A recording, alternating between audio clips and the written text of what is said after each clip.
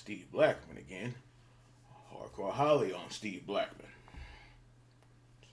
Let's see what this clip is. You know, in reading your book, you know, you speak very highly of Steve Blackman, about how tough that guy is. And I Stone always Cold. heard how tough he was, and I think you recanted the story about the incident between JBL and Steve Blackman at the Kansas City airport. It was a morning flight. Everybody was trying to get their bags. And, you know, JBL had been just ribbing Steve for a long time, and Steve had finally had enough, and there was a couple of swings. I mean, it sounded like just a bunch of air, and then I guess Steve was about to throw a kick. He stepped in the strap of a damn duffel bag. I saw it. I was right there. You told us he was there. Like it happened. But anyway, so the fight never really took place like it could have. Maybe like, you know, that would have been bad. That would have been bad. Yeah, it would have lasted. You said you rolled a lot, or a few times with Steve. So I knew he was a martial artist. He always had that great physique. He wasn't a drinker or partier, to my knowledge. Always looked like $1,000,000. Always on time. Just a steady dude, and a good dude. And you knew him better than I did. But come on, dude, was he that bad? Yeah, he was. Yeah, he was. Let me tell you something. That whole thing with that brawl for all, he was dead serious as far as hurting people. I mean, this guy, I kid you not, Steve, he's not anybody to mess with. I mean, I pushed his buttons on purpose. Yeah. But I knew my boundaries. I knew my limitations. I knew how far I could go with him because I knew Steve. And I wasn't about to push him over that edge where, you know, I was going to come up missing. Right. Because that would have... How about that? Like, Steve is no joke. He is... I put him in the same class as Ming, basically. Like, I put those two right there. Yeah. Steve's dangerous. He's dangerous. And in fact, I talked to him actually probably about maybe 5-6 weeks ago for the first time in years. Yeah, he's somebody that... He's one of those kind of guys where if you're messing with him and just joking around, he questions, okay, is this guy really messing with me, or is he wanting to start something? You know, and he's taking it serious. He's always that serious. But he's a good dude. He's funny, one of the nicest people you'd ever meet. But he's just somebody that he's dangerous. He's just flat dangerous. Okay, but what's his skill set? Because like when you say Ming, he had that throat goozle where he could grab a guy and basically the guy would stop breathing. He would gouge an eye. He could kick you in strikes. And obviously, I mean, the guy was just super solid, maybe 6'2", 300 pounds, whatever it was. He was super solid. But, I mean, dude, he would pull an eyeball at a blink of an eye, no pun intended, or grab you with that goozle.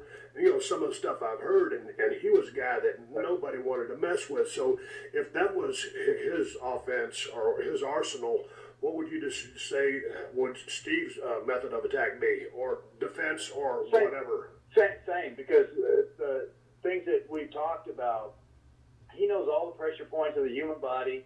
He knows all the striking points where to put somebody down.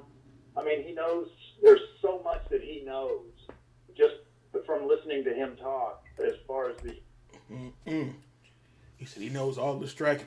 Okay, Steve Blackman. I said he's probably a high black belt, but he's probably a martial arts master. Okay, because they could just pinch your arm and put you down by doing that. That's how dangerous that stuff is. He could just grab your shoulder and that's it.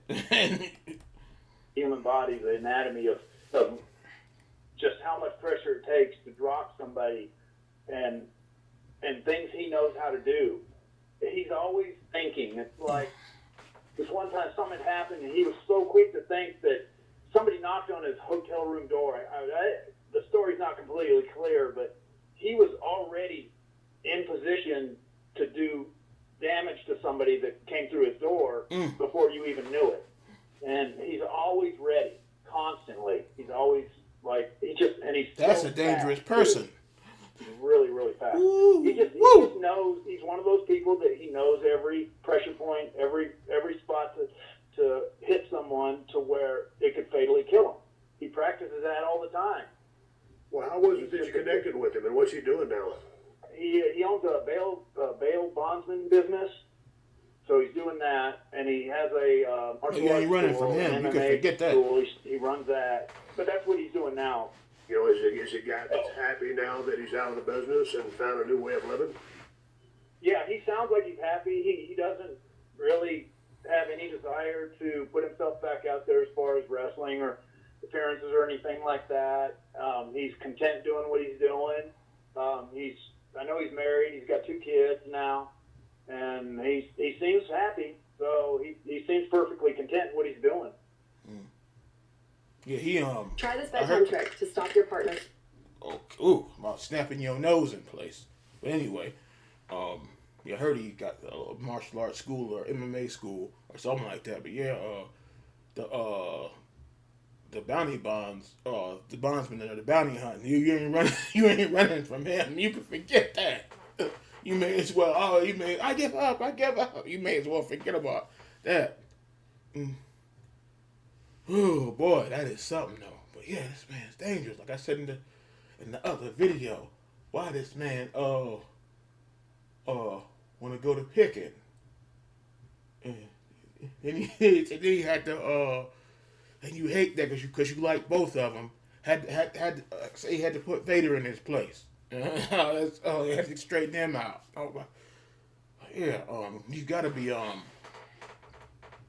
Holly said he knows all the points. He's got to be martial arts master because they'll get you back here and next thing you know you're asleep. That's it. And so people like that leave that shit alone before you get hurt.